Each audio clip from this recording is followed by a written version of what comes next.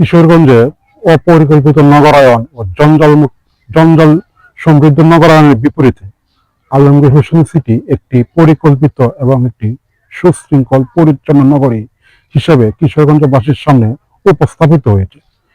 পরিকল্পিত নগরায়ন, ড্রেনেজ ব্যবস্থা এবং পরিষ্কার পরিচ্ছন্ন নগরায়নের ক্ষেত্রে আলমগীর হোসেন সিটি একটি অনন্য দৃষ্টান্ত।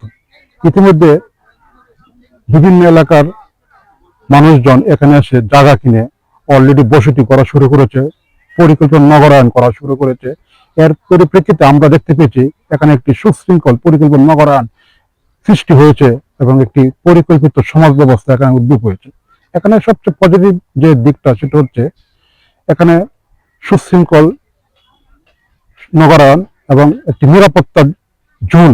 এখানে সবাই সমান, সবাই বিভিন্ন জায়গা থেকে এসে এখানে নগরায়ন করেছে, জায়গা কিনে বাড়ি বিল্ডিং করেছে, সবাই সুন্দরভাবে এখানে বসবাস করছে এবং দিন যাবে এটা আরো নগরায়ন বর্ধিত হবে, আরো এখানে ব্যাপক বিল্ডিং হবে, মানুষের বসতি হবে এবং সারা বাংলাদেশের কাছে একটি অনন্য দৃষ্টান্ত হয়ে থাকবে। আমি এই আলমগীর হোসেন সিটির উত্তরোত্তর সমৃদ্ধি কামনা করছি।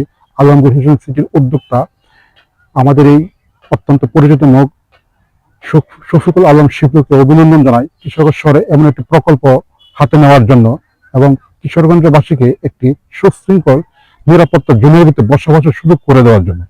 এখানে যারা বসতি করেছে আমি আমার পক্ষ থেকে, বিশেষ করে বাংলাদেশ পরিবেশ আন্দোলন বাপার পক্ষ থেকে তাদেরকে অভিনন্দন জানাচ্ছি এবং পরিচ্ছন্ন জীবন, পরিচ্ছন্ন নগরায়ন, পরিচ্ছন্ন বসতি যে সারা বাংলাদেশে হতে পারে এটা একটা অনন্য দৃষ্টান্ত হতে পারে। সবাইকে ধন্যবাদ।